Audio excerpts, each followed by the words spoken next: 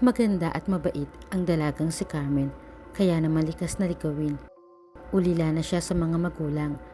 Mag-isa na lang naninirahan sa kubo sa gubat. Ngunit walang makapangahas na magambala sa kanya, tao man o ibang elemento. Ang dahilan ay mayroong tikbalang na nagbabantay sa kanya. Madalas na umaali-aligid, lalo na sa gabi. Ang tikbalang ay may pangalang Jeronimo. Teenager pa lang si Carmen at buhay pa ang mga magulang niya nang unang magparamdam sa kanya ang tikbalang at magpakita sa loob mismo ng bakuran nila. Nagdidilig siya ng halaman nun nang mapansin niya ang mga matang nakatitig mula sa maliit na distansya. Nang tignan niya ay nakala niyang isang kabayo, ngunit nakatayo. Nabitawan niya ang pandilig ng halaman. Nagmadali siyang pumasok sa loob ng bahay. Kinatakutan niya ito at normal lang yun dahil sa kakaibang hitsura nito bilang isang tikbalang. Ngunit nang madalas na niya itong nakikita ay kinasanayan na niya. Ilang beses na rin siyang pinaalbularyo ng nanay niya noon, ngunit makalipas lang ang ilang araw ay muling nagpapakita sa kanya ang tikbalang, hanggang nang mamatay nga ang mga magulang niya magkasabay sa aksidente sa tricycle nang minsang bumaba sa bayan ang mga ito. Doon na siya naglakas loob na kausapin ang tikbalang dala ng kanyang kalungkutan. Tinanong niya ang pangalan nito at dahilan ng madalas nitong pagpapakita sa kanya. Nagpakilala naman ang tikbalang.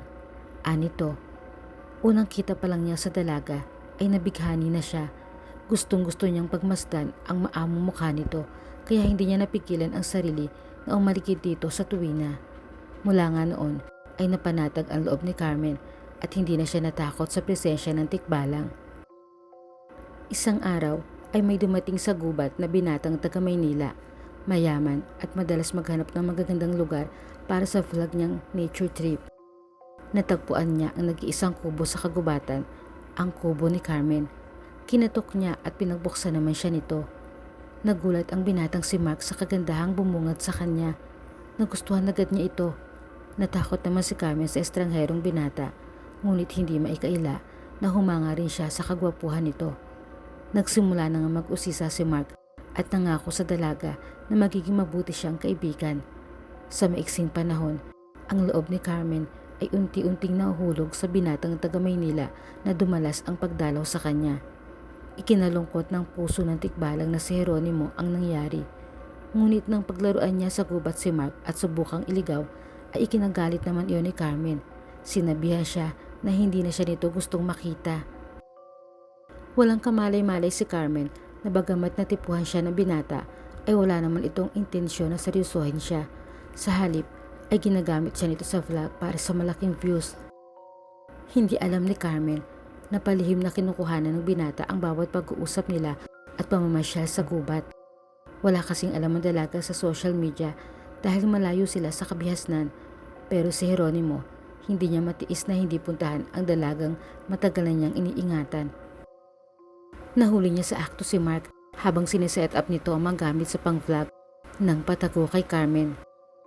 Saglit na iniwan ni Mark ang gamit habang tinatawag si Carmen sa loob ng kubo. Sinamantala ni Jeronimo ang pagkakataon. Kinuha niya ang mga gamit, kaya takang-taka ang binata nang paglabas niya ay wala na ang mga yon. Nang makaalis na si Mark, si Jeronimo ay muling nagpakita kay Carmen para ipakita ang mga gamit ni Mark. Hindi man nila alam gamitin sa matalinong pagsisiyasat ng tikbalang sa makabagong gadget. Nakita nila na lahat ng kilos nga ni Carmen ay nakadokumento roon.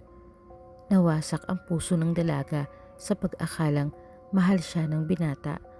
Ginagamit lang pala siya nito para sa sariling interes, ni hindi pinaalam sa kanya ang mga ginawa. Buong maghapon nagulong sa kubo si Carmen, habang ang tikbalang ay tahimik lang na nagbabantay sa labas ng kubo.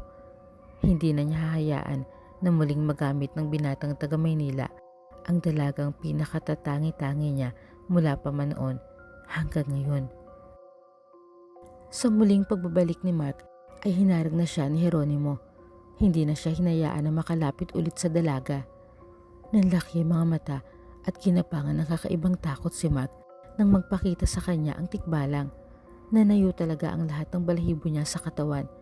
Sa mismong harapan niya ay winasak nito ang mga kagamitan niya sa pamamagitan lang ng paglamuko sa palad na tila isang papel.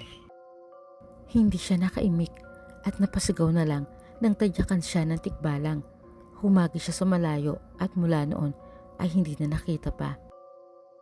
Nang mga sumunod na araw, ang mga tao ay isa-isang nagdadatingan sa gubat.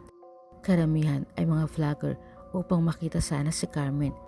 Ngunit anumang paglilibot nila sa gubat ay hindi na nila siya matagpuan.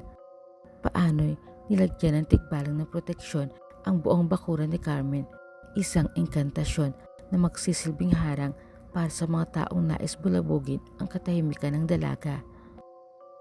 Nagpasalamat si Carmen kay Jeronimo. Aniya, sapat na ang naranasan niya kay Mark para kalimutan ang naudlot na pag-ibig. Makukontento na siya na may isang tikbalang sa tabi niya. Pangako naman ni Jeronimo na kung sakali man daw na may lalaking dumating ulit sa buhay ng dalaga, kung ito ay karapat-dapat, asahan daw ng dalaga na hindi siya hadlang. Subalit hanggat wala pa, ay hayaan daw muna siyang manatili sa tabi nito at protektahan siya sa lahat ng oras.